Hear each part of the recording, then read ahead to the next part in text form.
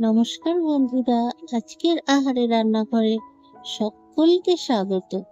চলে এসেছি পাহাড়ে ঘুরতে গিয়ে ক্লান্ত, পরিশ্রান্ত এবং ভীষণ ক্ষুধার্ত অবস্থায় খাওয়া পাহাড়ি দাদাদের বানানো সেই বিশেষ ছোলা মশলার রেসিপি নিয়ে। সেদিন অপূর্ব পরিবেশের সাথে অসাধারণ লেগেছিল, কিন্তু আজ সে সবই স্মৃতি।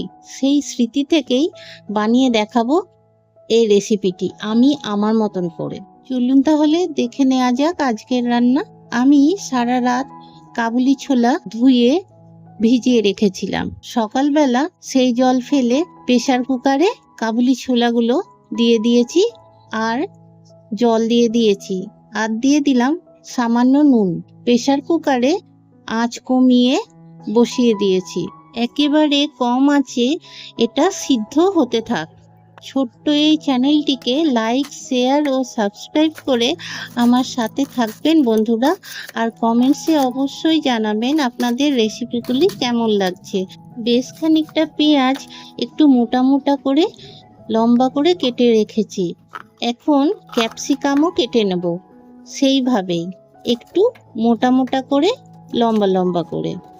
যারা পাহাড়ে গিয়ে খেয়েছেন এটি, তারা আমি যেভাবে করে দেখাচ্ছি এইভাবে বানিয়ে দেখবেন সেরকমই স্বাদ হয়েছিল কিনা, আর আমাকে অবশ্যই কমেন্টসে জানাবেন আপনারটা কেমন লেগেছে।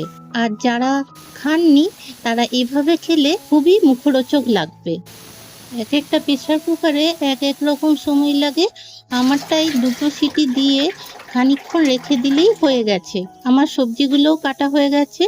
একটা কড়াই গরম করে তাতে সর্ষের তেল দিয়ে দিয়েছি, আর একটা শুকনো লঙ্কা ফোড়নে দিয়ে দিয়েছি। এবার আগে থেকে কেটে রাখা পেঁয়াজগুলো দিয়ে দিয়েছি, নাড়াচাড়া করেছি।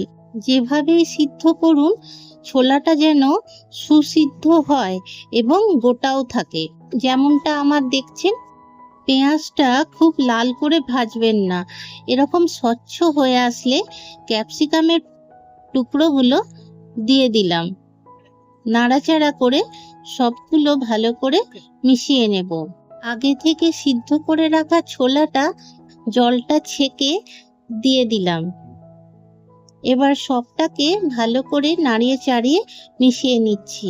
প্রয়োজন মতো হলুদ, শুকনো লঙ্কার গুঁড়ো, স্বাদ অনুযায়ী জিরে গুঁড়ো, ধনে গুঁড়ো দিয়ে দিলাম, আর দিলাম সামান্য নুন, কারণ সিদ্ধের সময়ও আমি নুন দিয়েছিলাম।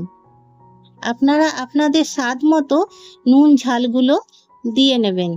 সামান্য রসুন বাটা দিয়ে দিলাম। এবার ভালো করে নাড়াচাড়া করে মিশিয়ে নিচ্ছি। খানিকক্ষণ এটাকে নাড়াচাড়া করে রান্না করে নিতে হবে, যতক্ষণ না রসুনের গন্ধ চলে যায়। ছোলা সিদ্ধের জলটা যে ঝরিয়ে রেখেছিলাম সেটা দিয়ে দিয়েছি, আর খানিকগুলো কাঁচা লঙ্কা কুচি করে রেখেছিলাম সেগুলোও দিয়ে দিয়েছি। ভালো করে মিশিয়ে নিয়েছি।